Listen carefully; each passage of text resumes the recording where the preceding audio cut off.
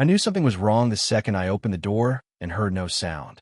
My twins were always a chorus. Pencils scratching, Lego blocks clacking, voices blending into the gentle mess of after-school life. But that day the house held its breath, like it was waiting for me to notice what had been changed. I set my suitcase by the entryway and followed the quiet down the hall, past the hallway picture frames, past the spot where we measure their heights, until I reached their bedroom. The door was wide open.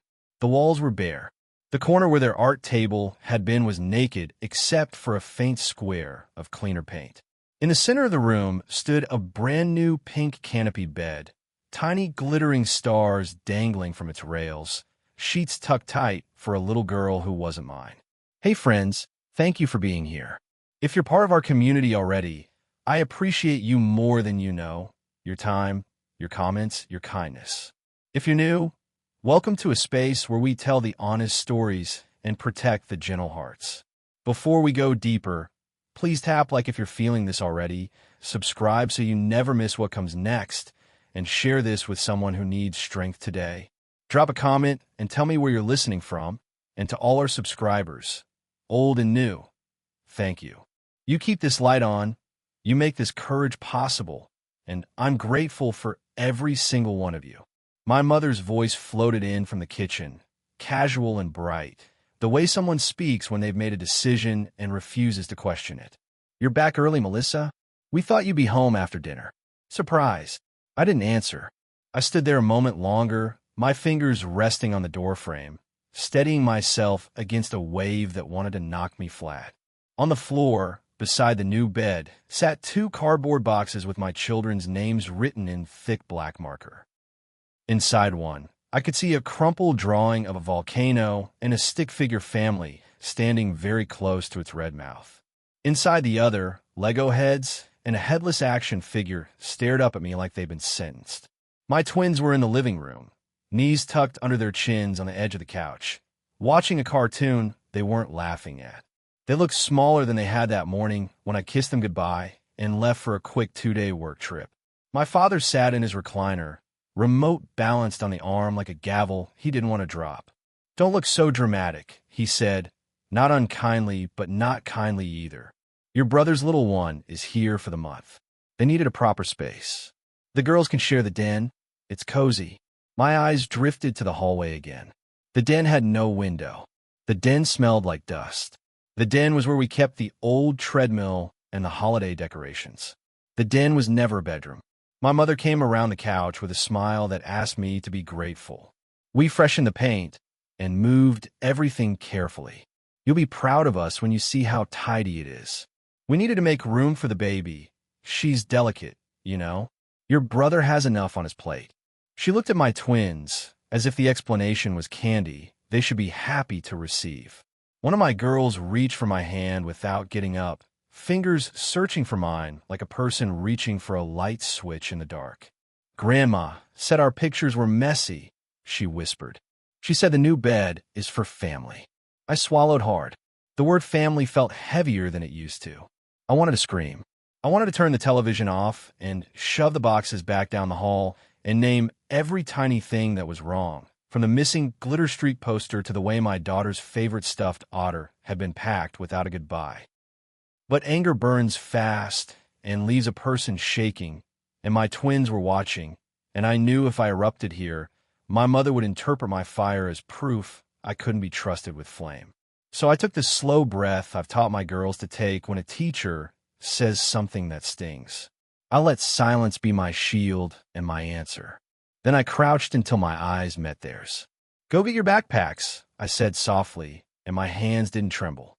"Put your sketchbooks in first, then your pajamas, then one thing that makes your heart feel brave." My mother laughed, thinking I was playing along. "Oh, don't be ridiculous. You're being sensitive again. It's just a room reshuffle. The Golden Girl is only here for a little while."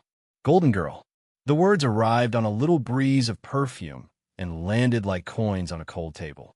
I looked at my father. He kept his gaze on the TV. It was a game show rerun. People were cheering in a world where no one moved a child to a room with no window.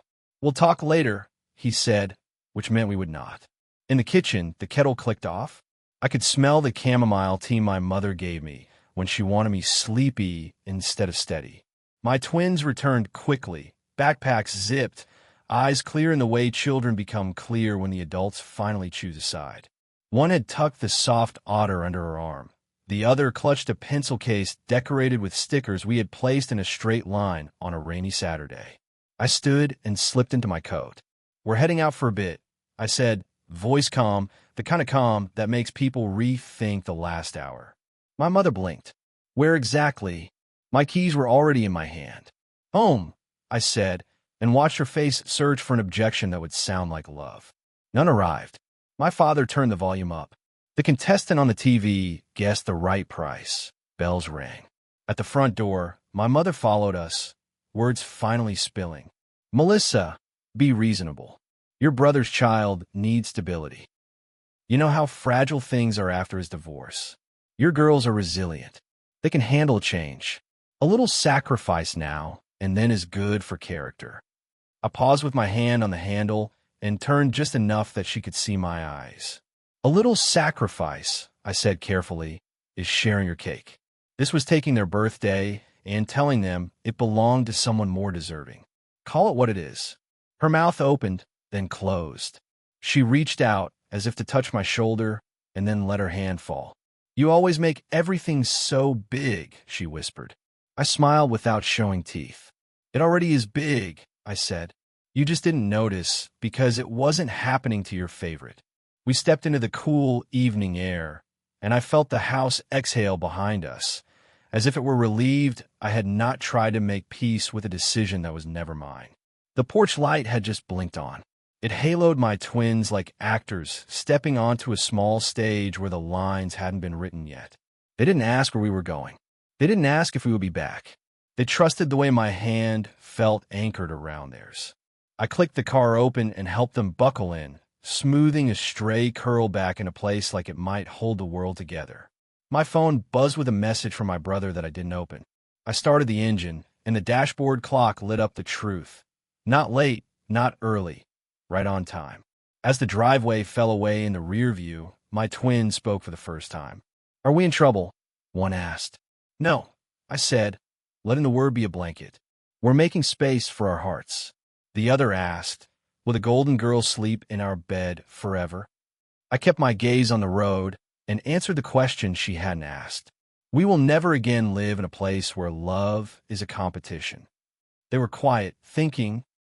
A few minutes later, I pulled into a parking lot I knew too well because I had been coming here in secret for weeks, signing papers with a careful pen, memorizing the way the water looked when the wind pressed its fingers across it. The lake breathed in front of us like a long, calm animal. My twins pressed their faces to the window, fogging glass with small, warm clouds. "It's pretty," one said, surprised. I put the car in park, and the engine's hum faded. I turned in my seat to face them and felt the moment settle like a book closing on one chapter and opening to a fresh page. "Do you remember when we talked about brave choices?" I asked. They nodded, the kind of nod that belongs to children who have learned the world is made of both sugar and salt.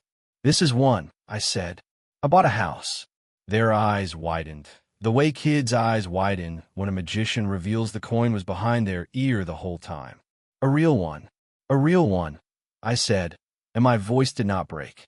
"We'll see it in daylight, and you'll choose where your beds go, and we'll hang your pictures exactly where you want them, and no one will ever box them without asking." I let them sit with that promise until I could feel it become a corner they could lean on. We didn't go inside that night.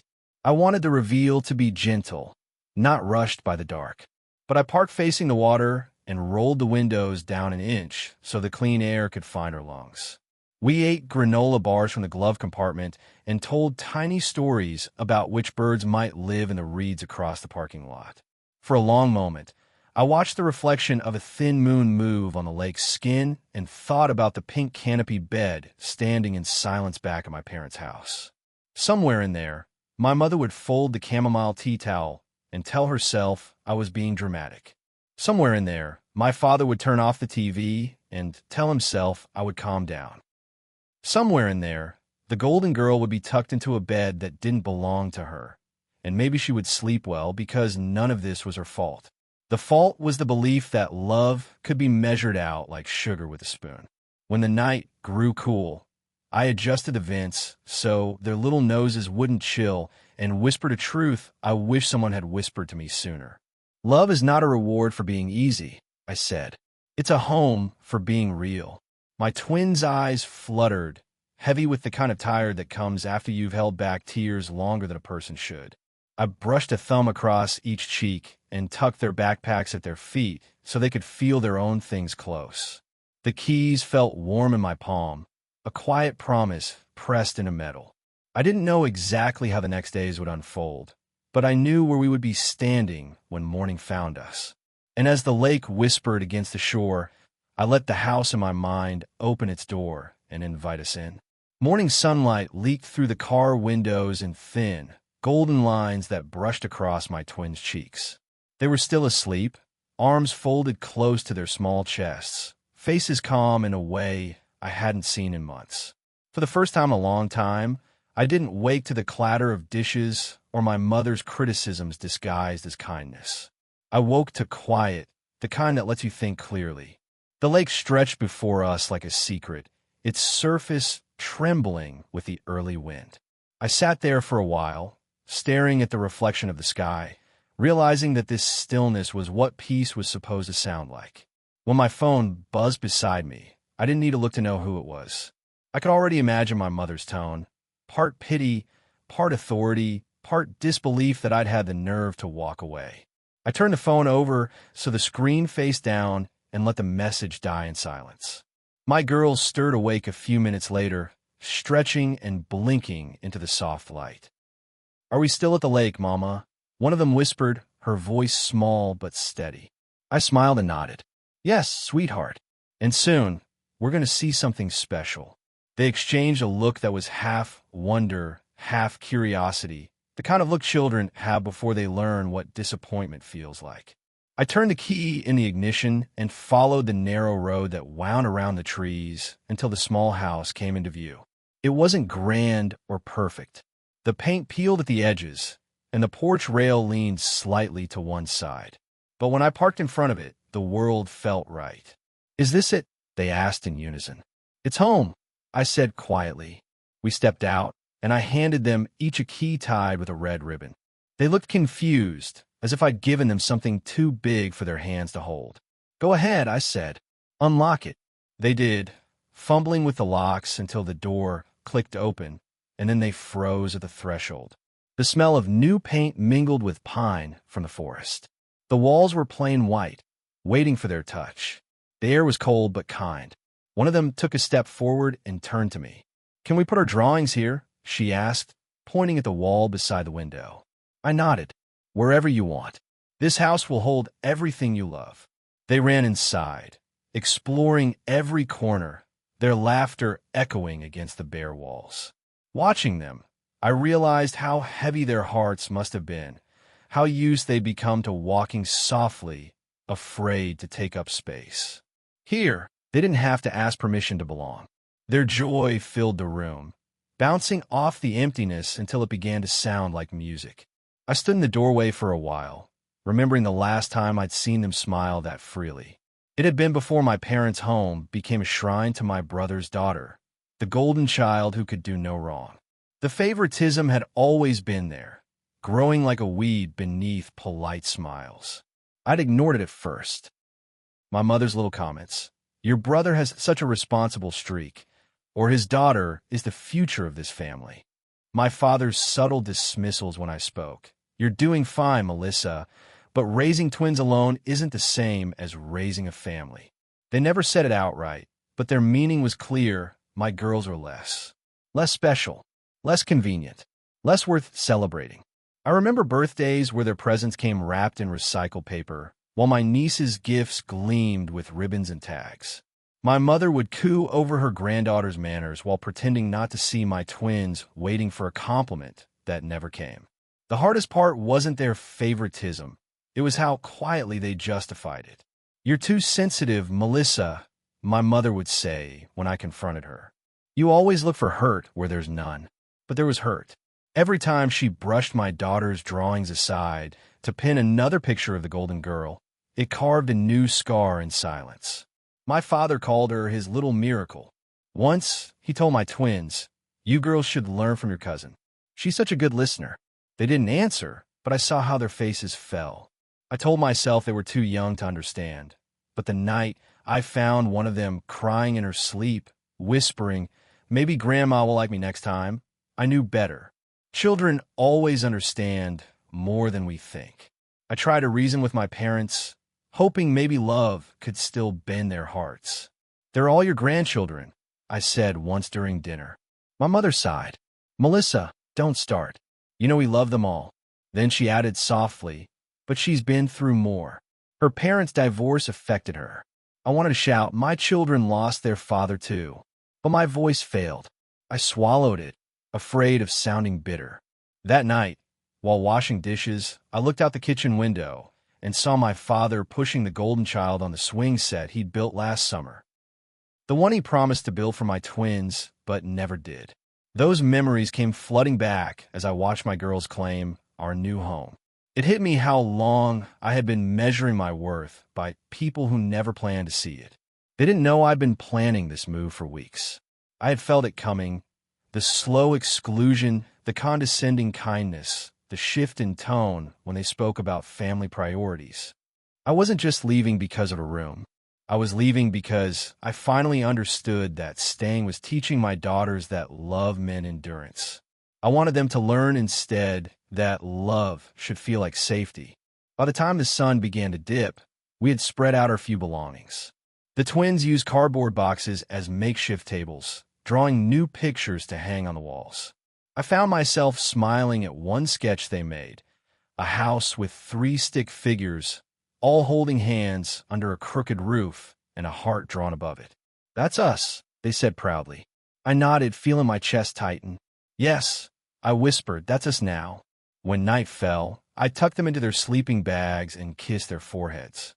They fell asleep quickly, comforted by exhaustion and quiet. I stood by the window, watching the reflection of the lake shimmer under the moonlight. Somewhere beyond the hills, my parents' house stood full of noise and shadows, people mistaking pride for love. I didn't miss it. I thought about my mother's favorite phrase, "We do what's best for the family." Maybe for the first time, I was finally doing just that. And as the stars scattered across the water, I made a silent promise. My daughters would never again have to earn a place in anyone's love. The first week at the lake house was quiet in a way that felt almost holy. Every sound mattered. The hum of the refrigerator, the tapping of my daughter's pencils, the steady rhythm of rain against the roof. It was a kind of silence I had forgotten existed, the kind that heals rather than accuses. My girls adjusted faster than I expected. They woke early, made their own beds, and spent hours drawing by the window, their laughter spilling across the walls like sunlight. Each morning, I would watch them and wonder how I ever allowed anyone, especially my own parents, to make them feel small. I spent those early days doing little things that meant everything, hanging their drawings where they could see them, fixing the wobbly door handle, scrubbing the kitchen floor until it shone. It wasn't about cleaning, it was about claiming space. Every nail I hammered, every shelf I wiped was a quiet declaration that this home was built on choice, not obligation. I didn't have much money left after paying for the house, but we had what we needed. The fridge was half full, the bills were minimal, and the peace was priceless. My phone rang often that week, but I stopped reaching for it. The first few times, I'd glance at the screen and see my mother's name, followed by messages that danced between guilt and authority. "Melissa, you're making a mistake. Don't punish your girls because of your pride. You've embarrassed your father." The last one made me laugh, not because it was funny, but because it reminded me how fragile their love really was, so easily cracked by my decision to stop bowing. I didn't respond. I'd spent too many years explaining myself to people who never listened. One afternoon, while sorting through the few boxes we had brought, I found a photo album my mother had packed for me years ago. The cover was frayed, its corners worn soft from her fingers. I opened it slowly, half expecting to feel something warm, but each page carried a different kind of ache. Every family gathering, every Christmas, every birthday, it was all there, frozen proof of an imbalance I once pretended not to see. My brother's child front and center, wrapped in smiles and camera flashes, while my twins stood at the edge, half cropped out of the frame. I had noticed it before, but I told myself it wasn't worth the fight. Seeing it now, I realized that pretending hadn't spared anyone. It had only delayed the hurt. My twins came to sit beside me, curious. "Is that Grandma's book?" one of them asked. I nodded. "It used to be." They looked at the pictures for a long moment, their little brows furrowing. "We're not in many of them," the other whispered. I closed the album gently and pulled them close. "That's because some people only know how to love what shines the brightest," I said. "But you, my loves, you're made of the kind of light that lasts." They smiled at that, though I could see the quiet sadness beneath their eyes. Children forgive faster than adults, but they never forget how being unloved feels. That evening, we went down to the lake. The air smelled of wet grass, and the water glowed with the reflection of the setting sun. My daughters threw stones and counted the ripples. For every ring that spread across the surface, I thought of another time I had swallowed pain in silence. When my father told me I was too emotional to make good decisions. When my mother compared my parenting to my brother's stability. When they told my girls, "Don't make a mess," even as the golden child poured juice across the table and everyone laughed. Every memory broke against me like a small wave, but this time I didn't flinch. Later that night, after my daughters were asleep, I sat by the window with a cup of tea. The moonlight fell across the floor, turning everything silver. I thought about how I used to shrink myself for the sake of family peace, how I smiled through dinners where my opinions didn't matter, how I stayed quiet when my daughter's feelings were dismissed. I had mistaken quietness for grace, but grace, I was learning, sometimes means walking away. I picked up my journal and began to write. Not about anger, not about revenge, just truth. I wrote about the first time I realized my mother's love came with conditions, about how my father measured success in obedience, and how I had spent my life trying to earn both their approval and their affection. I wrote until the words blurred and the paper trembled from my tears. Then I wrote something that steadied me. Silence can be strength, but only when it's chosen. The next morning, I woke before dawn and watched the sun rise over the lake. It spilled across the water like forgiveness, soft and certain. My girls soon joined me, sleepy-eyed and smiling, wrapping themselves in blankets as we sat on the porch steps. "It's beautiful," one whispered. I nodded. "It is, and it's ours." As the first bird sang, I knew that our new life wasn't going to be perfect, but it would be honest. No more walking on eggshells, no more waiting for someone else to define our worth. The quiet I had once feared had become our sanctuary, and for the first time in years, I didn't feel small. I felt free. The morning started like any other. The lake glistened softly under the rising sun, the air cool and sweet with dew, and for a brief moment, everything felt calm, normal even. My twins were at the dining table, still in their pajamas, eating toast and giggling over a drawing they had made the night before. I watched them try to memorize the sound of their laughter, the way they leaned into each other when they shared secrets. There was a gentleness in them I had always admired, a kindness I feared the world might crush one day if I didn't protect it. And maybe that's why what happened next hit me so deeply, because I realized in one sharp instant that the people I had trusted to love us were the very ones who had hurt us the most. My phone buzzed on the counter beside me. I ignored it at first, thinking it was another reminder from work or maybe a message from one of my clients. But then it buzzed again and again until the sound felt deliberate, like someone knocking on a door I didn't want to open. I reached for it without much thought, still sipping my coffee, and then froze when I saw the name flashing on the screen. Mom. My stomach tightened before I even unlocked it. There was only one message waiting, but it was enough to make my entire body go cold. Attached was a photo, one I'll never forget. It was my brother's daughter, my parents' golden girl, sitting right in the middle of what used to be my twins' bedroom. The pink canopy bed stood proudly behind her, decorated with ribbons and lights. The wall had been repainted too, the soft blue color my girls had chosen replaced with pale rose. She was smiling, holding one of my twins' old stuffed animals, and beneath the image were 6 simple words that broke something deep inside me. "Doesn't she look perfect in her new room?" I stared at the picture for a long time, my hands trembling slightly, the air around me suddenly too still. My twins noticed my silence. "Mommy," one of them said, wiping crumbs from her face. "What's wrong?" I swallowed hard and forced a small smile. "Nothing, sweetheart," I whispered, my voice soft but deliberate. "Everything's just very clear now." I turned the phone face down on the table and took a deep breath. My daughters returned to their laughter, unaware that a quiet storm had just started inside me. For a moment, I stood there in disbelief. How could my own parents, people who once held my children in their arms, do something so cruel? They hadn't just given away my daughter's room. They had erased them from a place that used to carry their laughter, their drawings, their childhood. I could almost picture my mother standing there, rearranging furniture, humming as she folded away their blankets, convincing herself that what she was doing was harmless. I imagined my father helping her carry the boxes, justifying it all with his usual line, "It's only temporary." But temporary had always been their excuse for everything permanent. I walked outside to catch my breath. The lake shimmered under the late morning sun, peaceful and endless. I stared at it, trying to let the calm swallow the anger before it consumed me. But the truth is, anger has its own kind of clarity. It doesn't always shout. Sometimes it simply whispers, "No more." And that's what I heard that day. For years, I had endured little cuts disguised as family jokes. My mother's constant comparisons, my father's dismissive tone, their obsession with perfection. I had tolerated it all because I thought love meant patience. But love that humiliates isn't love at all.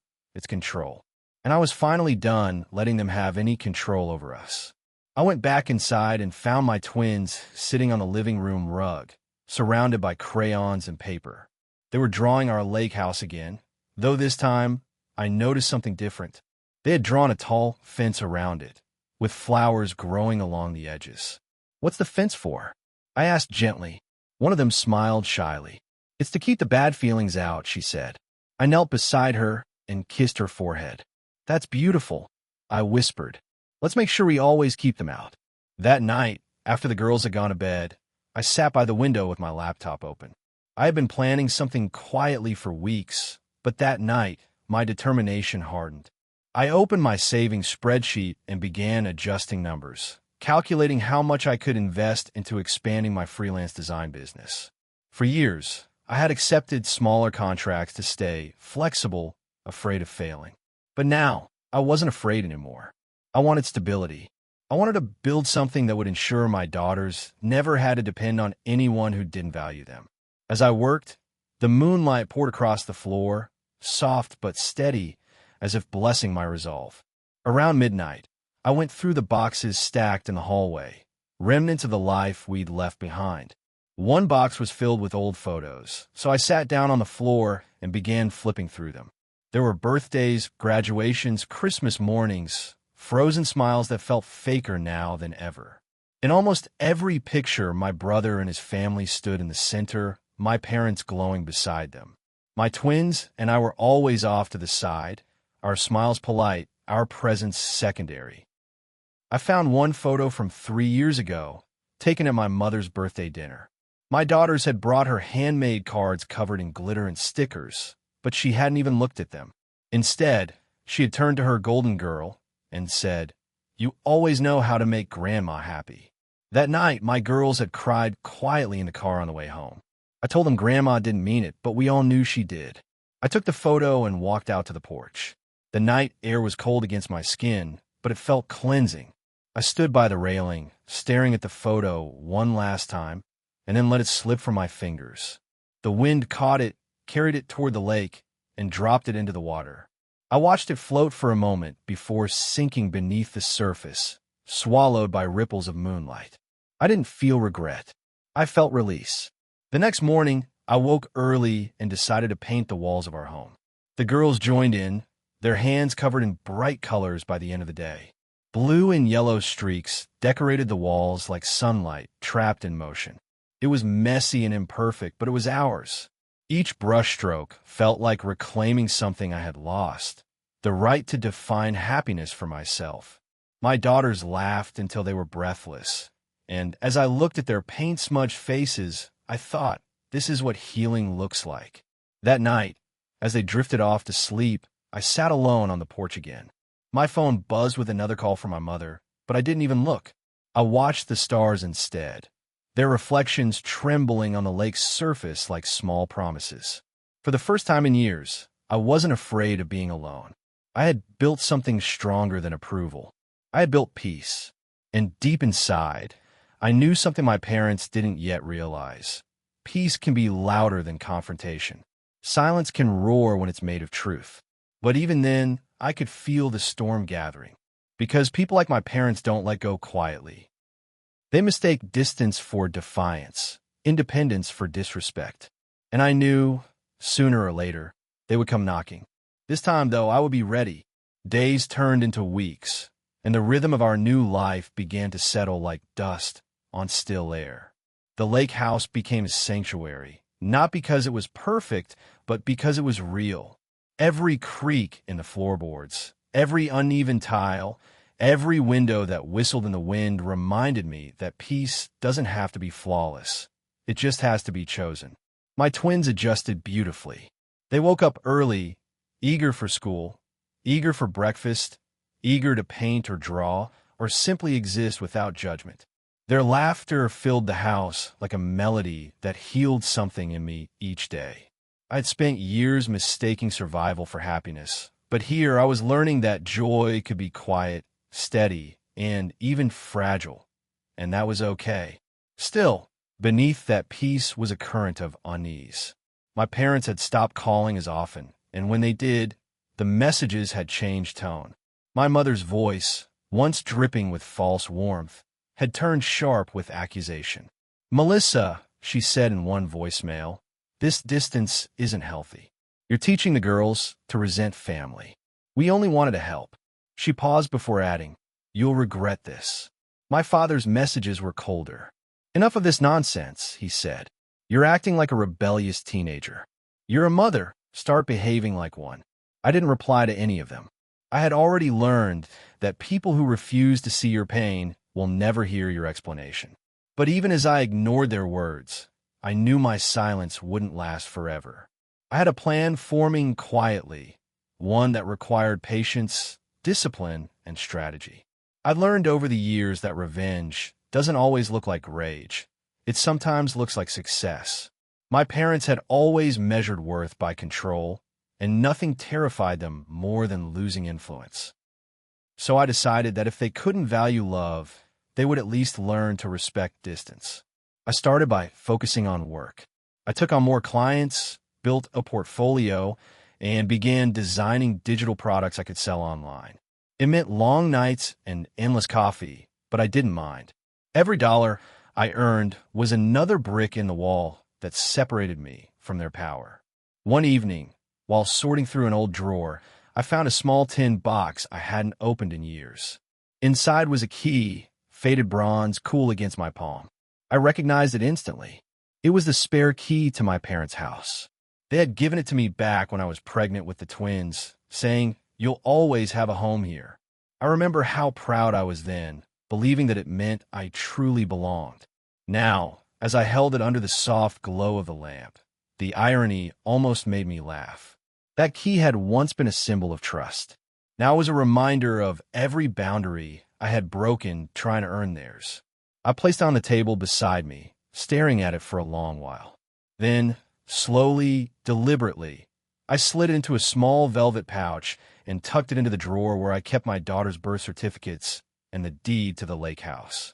It no longer opened their door, but it held meaning, the story of who I used to be and who I refused to become again. I told myself that one day, when my girls were older, I'd show them that key.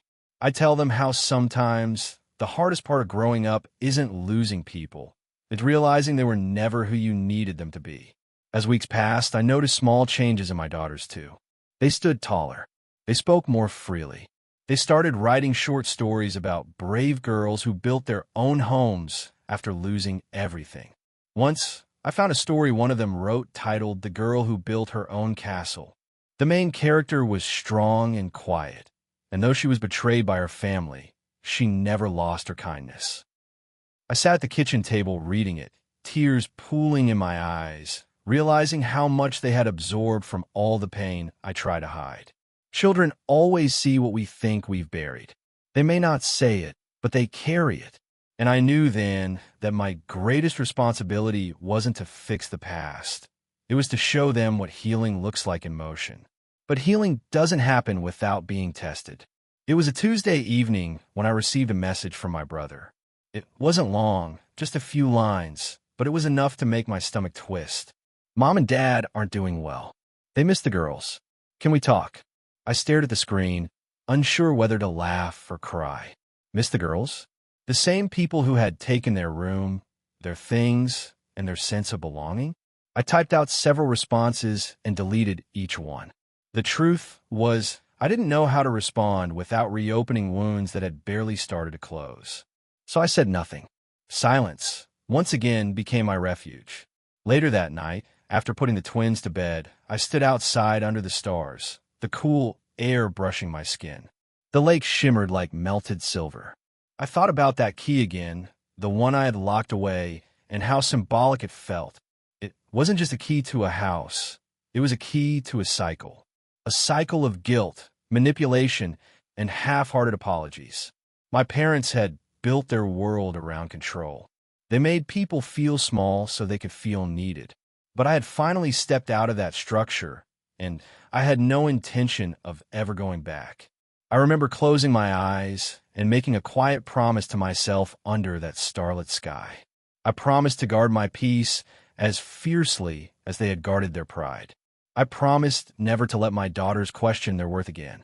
And I promised to build a future where our family didn't survive out of fear, but out of love. Over the next few days, I started working on something special for the girls.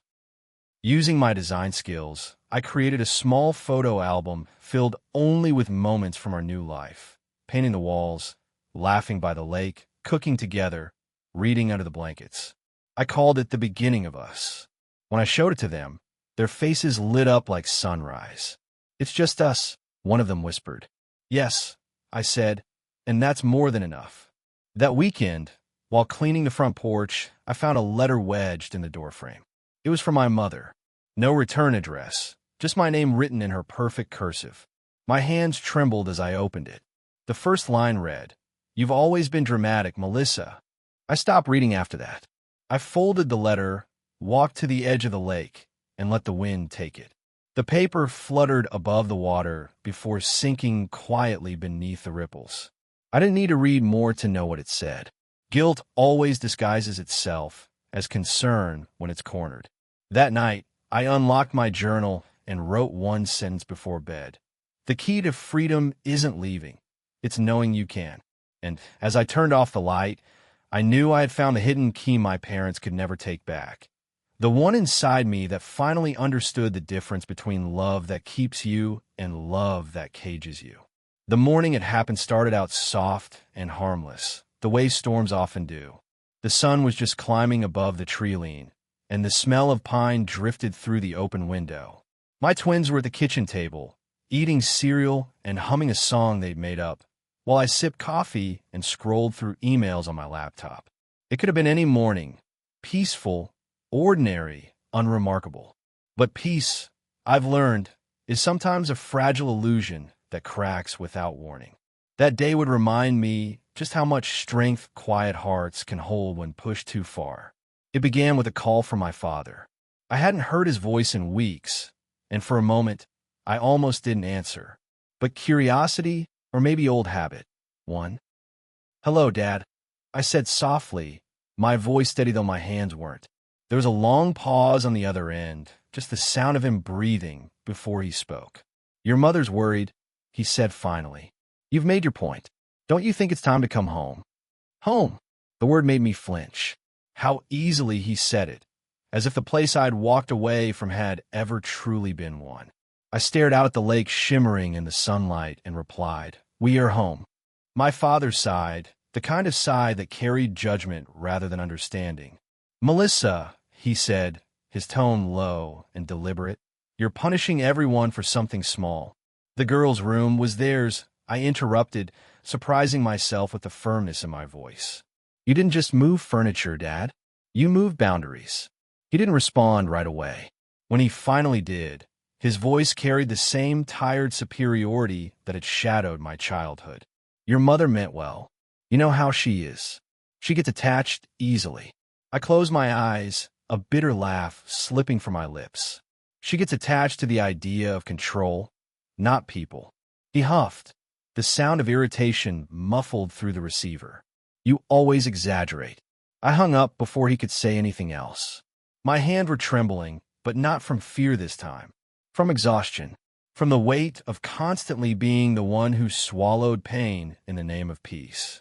I stared at my phone for a long moment before setting it down on the counter and whispering to myself, "No more." That afternoon, my twins returned from school full of chatter and stories. They threw their backpacks on the couch and raced to show me drawings they'd made in class. I smiled and praised each one, but inside, my mind was restless. The phone call had stirred something deep. Not anger, exactly, but resolve. For years, my parents had mistaken my calmness for weakness. They didn't understand that silence, when chosen, can be louder than shouting.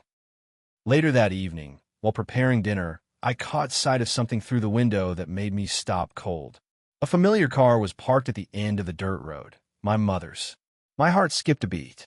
I wiped my hands on a towel and went outside, my feet sinking into the damp earth. Sure enough, she stepped out of the car, her face composed into that familiar mask of false concern. "Melissa," she called, clutching her purse tightly. "I just wanted to see my granddaughters." I took a deep breath, steadying myself. "You could have called first." She smiled, but it didn't reach her eyes. "You never answer, dear." I had no choice. She walked closer, her heels crunching against the gravel. "This is where you live now?" she asked, glancing around as if she were inspecting a rental property instead of her daughter's home. "It's simple."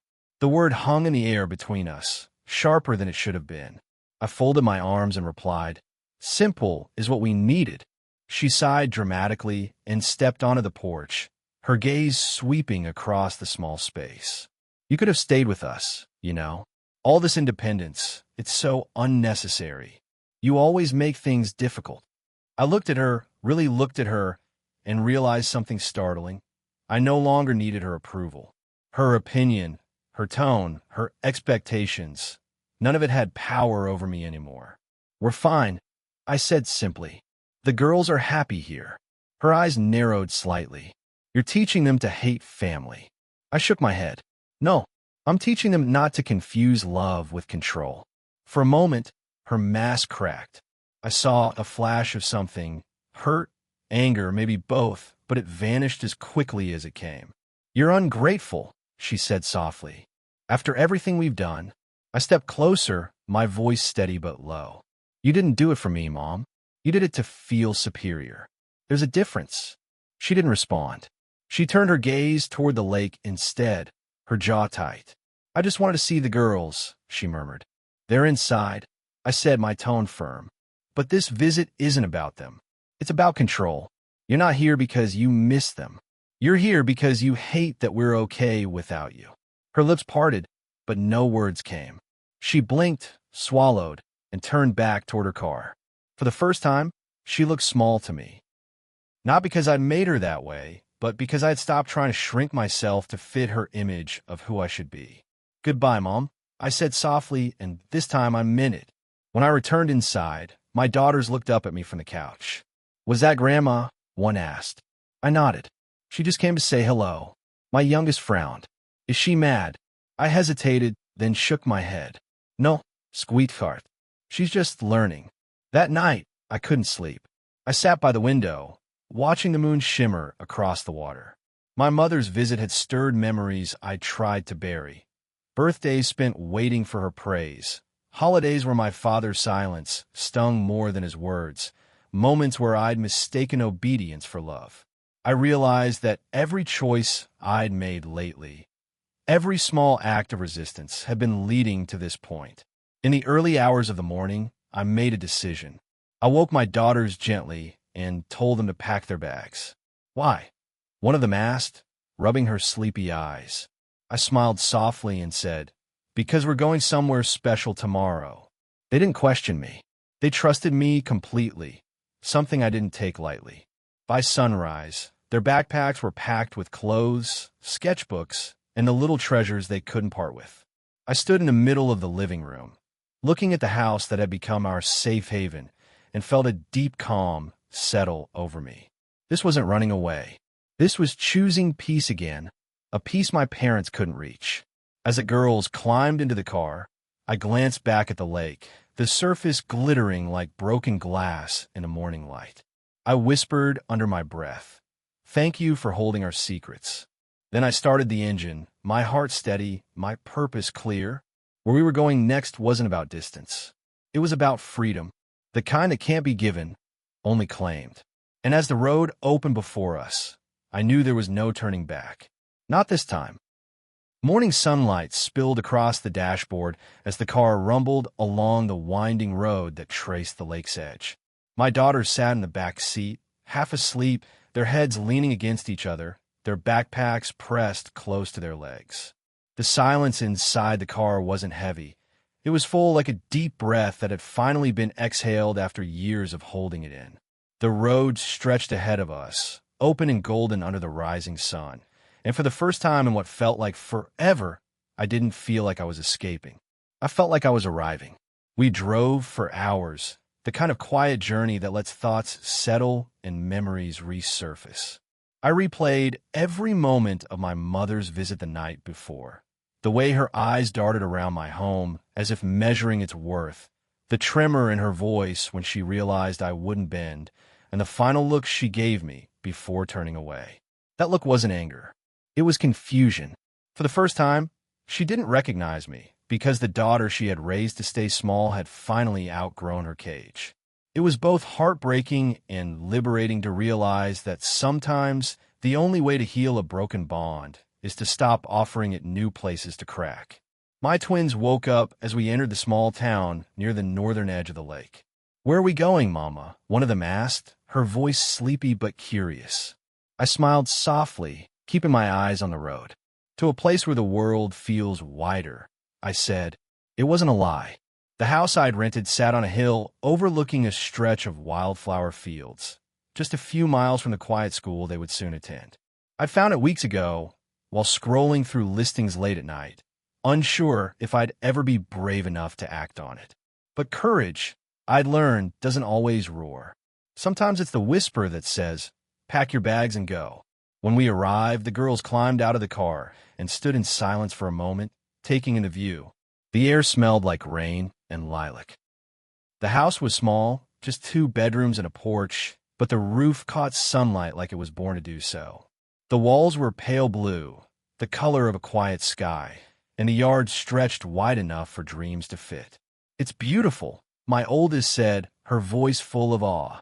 "It's ours," I replied, though my throat tightened slightly at the words.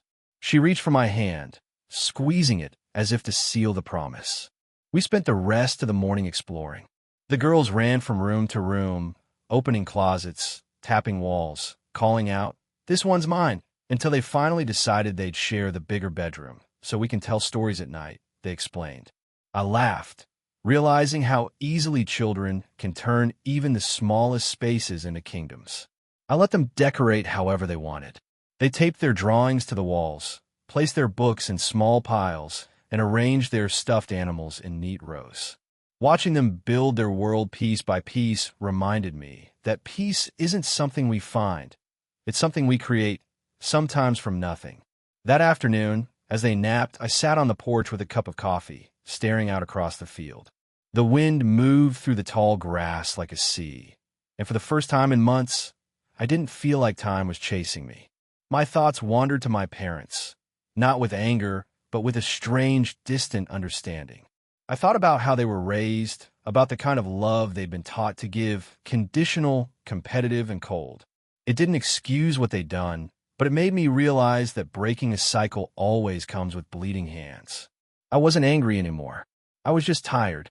And that kind of exhaustion doesn't ask for revenge, it asks for rest. In the evening, after dinner, the girls and I walked barefoot through the field. The sky was a painting of orange and violet, and the air was cool against our skin. My youngest twirled in circles, her laughter rising with the wind. "Mama," she said suddenly, her face serious, "are we going to stay here forever?" I stopped walking and crouched beside her. "Forever is a long time," I said gently, "but we'll stay as long as our hearts feel safe." She thought about that for a moment, then nodded. "I think my heart feels safe here." That night, I tucked them into bed, their hair smelling faintly of grass and soap. As they drifted off, I sat by the window in my own room, looking out at the stars scattered across the sky. I realized that in all the chaos of leaving, I hadn't truly paused to feel gratitude. Gratitude for the stillness, for the laughter echoing down the hallway, for the chance to rebuild without interference. For years, I had begged for scraps of love, but now I was learning to feast on freedom. My phone sat on the nightstand, silent for once. I picked it up and opened my messages. The last text from my mother was still there, unread. My thumb hovered over it before I finally opened it. "You'll come back. You always do." I read it twice, then 3 times, feeling something inside me settle. This time, I smiled, not out of bitterness, but because I knew she was wrong. I would never go back, not because I didn't love them, but because I finally loved myself enough to stop begging to be seen. The next morning, I woke before sunrise. The girls were still asleep, curled up under their blankets, peaceful and safe. I stepped outside, wrapping a shawl around my shoulders, and watched as the world slowly shifted from shadow to gold. The lake shimmered in the distance, barely visible through the trees, and for a fleeting moment, I thought of my parents' house, the polished floors, the stage smiles, the hollow warmth that passed for love. And then I let the thought go, watching it dissolve into the dawn. I realized something as I stood there with my hands wrapped around a warm mug of coffee. Freedom doesn't come in a grand moment of escape. It comes in small choices. Refusing to answer a call that will only hurt. Saying no to a visit that brings more guilt than comfort. Deciding that your peace is worth more than your obedience. Each act of defiance had been a brick, and now I was standing inside the home I had built from them. When the girls woke up, we had pancakes for breakfast. We sang along to old songs on the radio, badly and loudly, laughing when we forgot the lyrics. We didn't talk about the past. We didn't need to. It hung behind us like a closed door, one I would never reopen. As the sun climbed higher and the day stretched before us, I finally understood what healing truly meant. It wasn't forgetting or forgiving what had happened.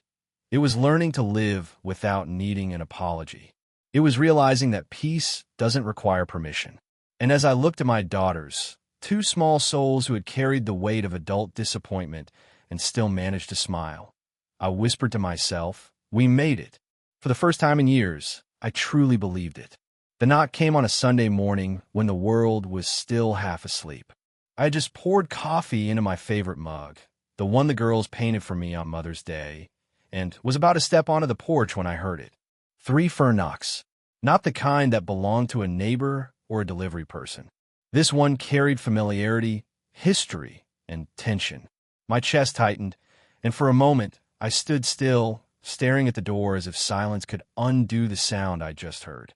My daughters were still in their room, giggling over a puzzle, blissfully unaware. I placed the mug down gently, exhaled, and walked toward the door. When I opened it, I wasn't surprised to see them. My parents stood side by side on the porch, dressed as if they'd come from church. My mother's face was painted in practiced calm, the kind that cracked if you looked too long. My father's hands were clasped behind his back, his posture rigid, his expression unreadable. They looked smaller somehow, framed by the open sky and the wildflowers that surrounded the house. For a long moment, none of us spoke. It was my mother who broke the silence first. "You've made quite a home here," she said, her voice too bright. "It's quaint." I felt the corners of my mouth twitch, but didn't return the smile. "We like it," I said simply, leaning against the doorframe. My father cleared his throat, his eyes scanning the porch, the field, the doorway, everywhere but my face. "We thought it was time to talk," he said finally. "Enough of this nonsense. Family shouldn't be divided over small things." "Small things?" I repeated quietly. The words tasted bitter. I could feel the slow pulse of anger rising beneath my calm, but I steadied it. "You turned my daughter's room into a trophy display for your favorite grandchild. You made them feel like strangers in the only home they'd ever known. That's not a small thing." My mother's lips tightened. "You always take things so personally, Melissa. You've been this way since you were a child. We were helping your brother's family. It was temporary." I laughed softly, not out of amusement, but disbelief. "Temporary has been your excuse for every lasting scar." My father sighed deeply, as if the entire conversation were an inconvenience. "You've always been dramatic," he said. "We raised you better than this, holding grudges, poisoning the children's minds against us." And that was it. The same tone, the same dismissal, the same gaslight they'd used my whole life. I looked at them both, really looked, and felt something inside me go still. I wasn't angry anymore. Just done. "You don't get to rewrite what happened," I said, my voice calm, but unshakable. "You can call it whatever helps you sleep at night, but I know what it was. And so do my girls." From inside, I heard one of my daughters call out, "Mama." Her voice was soft, uncertain. My mother's expression flickered, hope rising in her eyes. "May I see them?" she asked quickly. "There are grandchildren, after all." I hesitated. The easy answer was no. But another part of me, the part that wanted closure, not cruelty, told me to let the truth speak for itself. "You can see them," I said finally, stepping aside. But only for a moment. They entered the house as if walking into a stranger's home. My mother's eyes darted around, taking in the simple furniture, the family drawings pinned to the walls, the faint smell of pancakes still lingering in the air. It must have been jarring for her to see happiness existing without her direction. My daughters stood near the hallway, their hands intertwined, their expressions unsure. "Girls," I said softly, "Grandma and Grandpa wanted to visit." They looked at me first, seeking silent permission. I nodded, and they gave small, polite smiles. My mother crouched down, trying to summon the warmth she'd so often withheld. "My beautiful granddaughters," she said, reaching out to hug them. But they didn't move forward. They simply stood there, eyes calm but distant. It wasn't rudeness. It was recognition. Children know authenticity better than adults ever will. After an awkward pause, my father spoke. "You've grown," he said, his voice gruff. "Are you doing well in school?" My oldest nodded shyly. "Yes, Grandpa." He smiled stiffly, clearly unsettled by their politeness. We all sat in the small living room after that, the conversation limping along in fragments.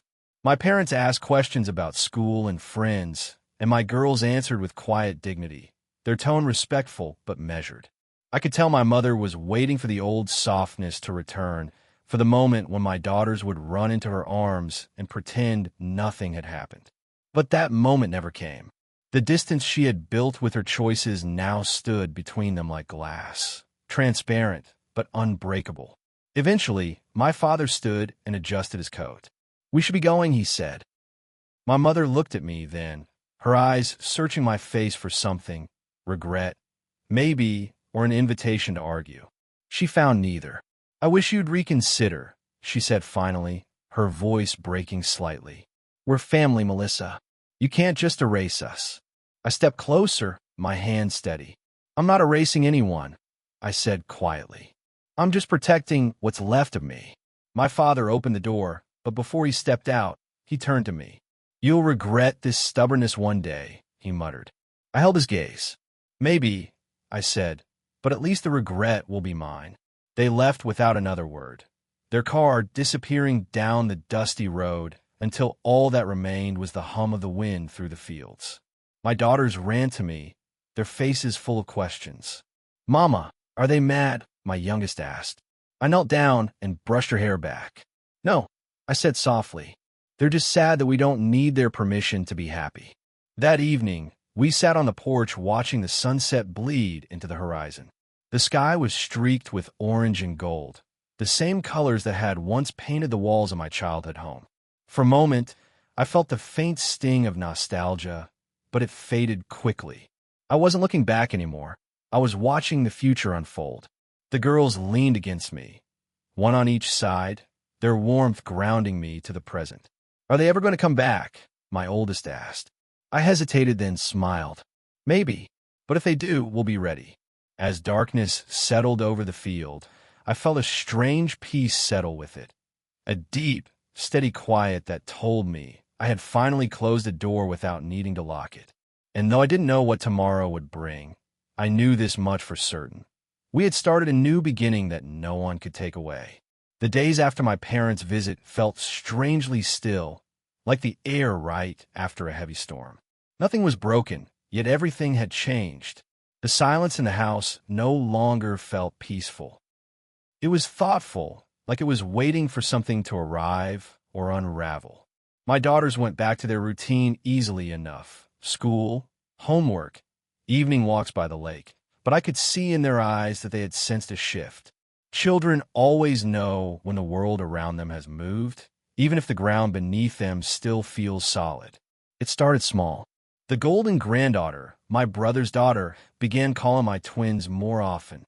It was innocent at first, short video calls, little updates about school, or a new toy. My girls were polite but careful, their smiles genuine yet guarded. They had learned what distance meant, even in friendship. One evening, after one of those calls, my oldest said, "Mama, she said Grandma cries a lot now.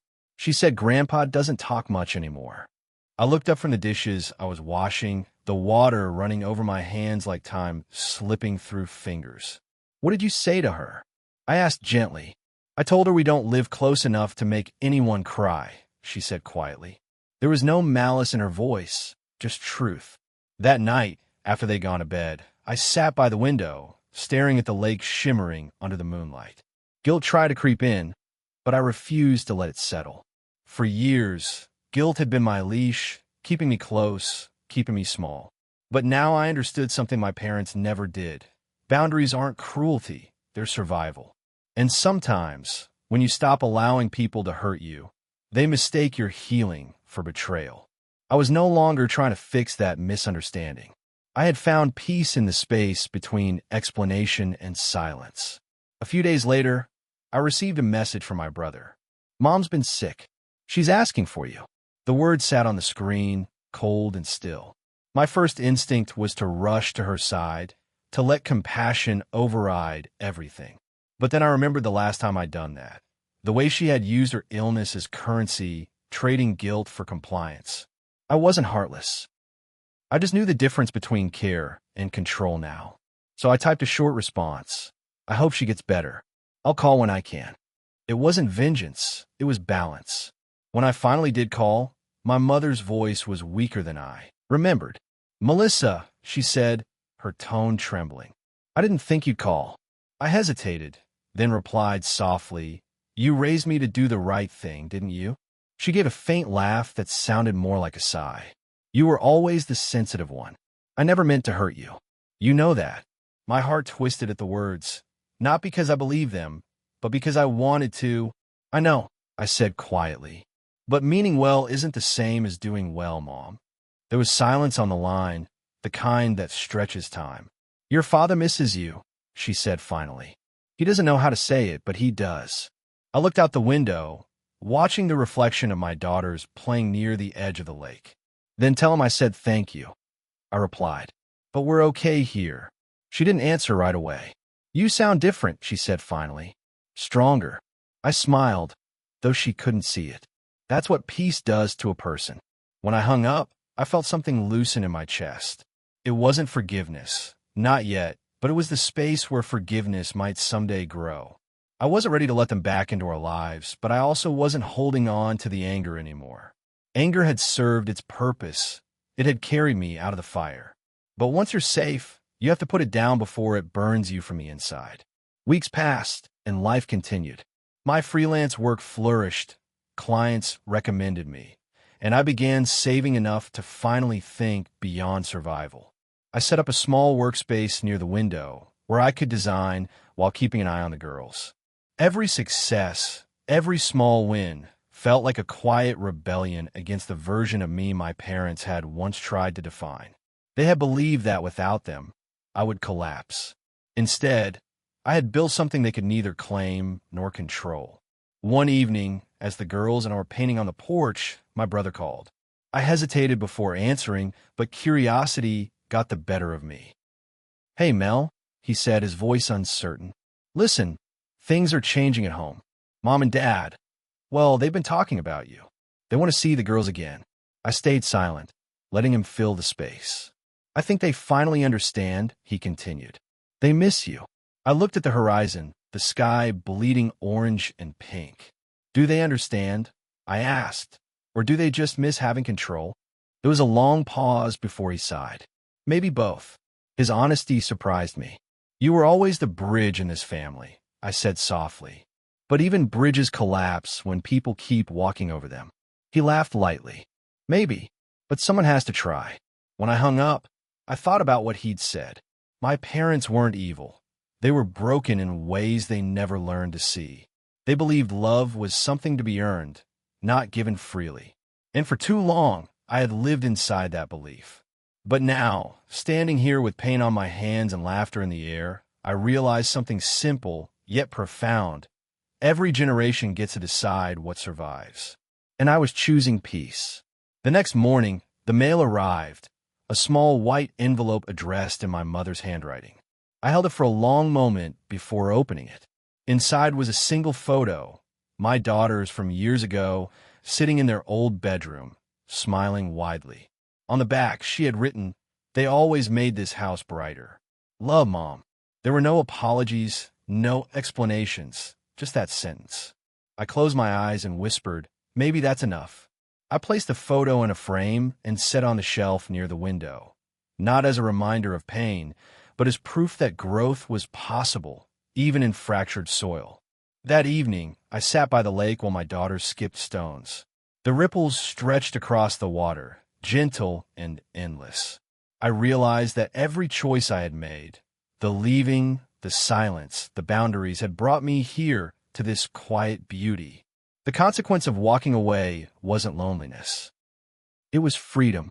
As the last light faded, my daughters ran to me, their laughter echoing across the water.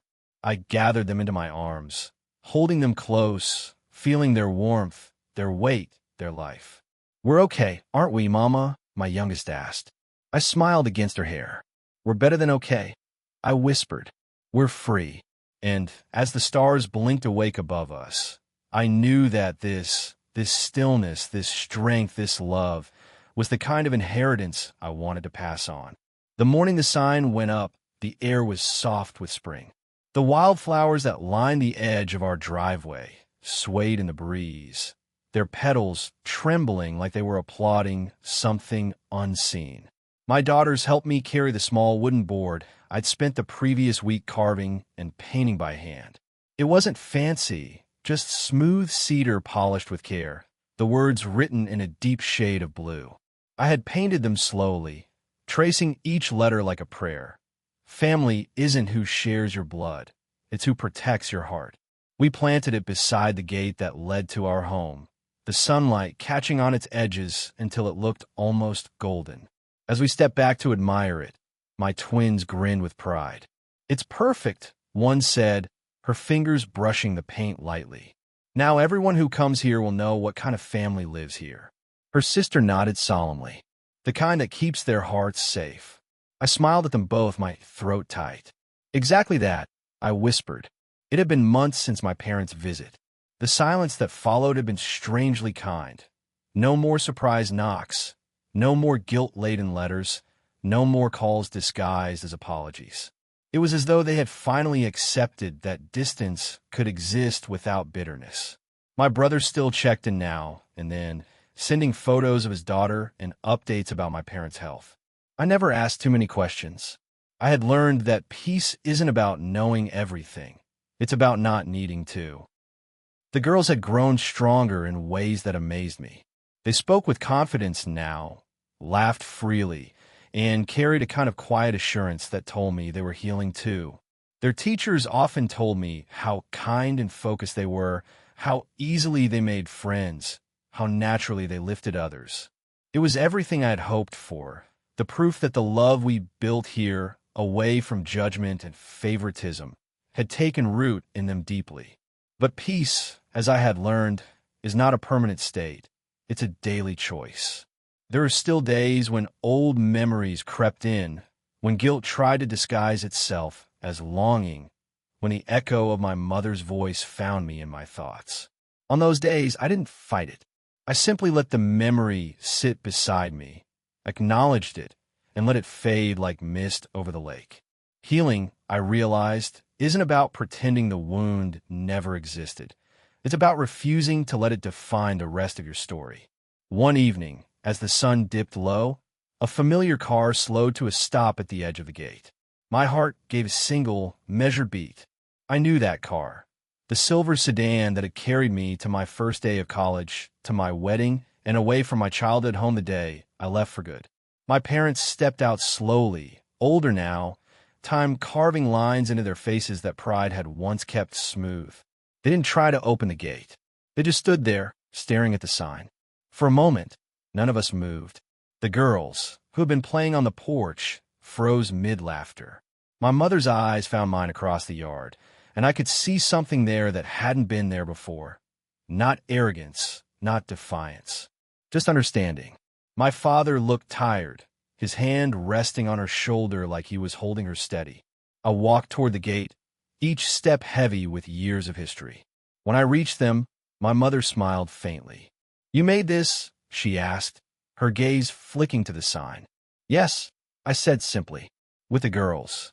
She nodded, her lips trembling slightly. "It's beautiful," she whispered. "And true."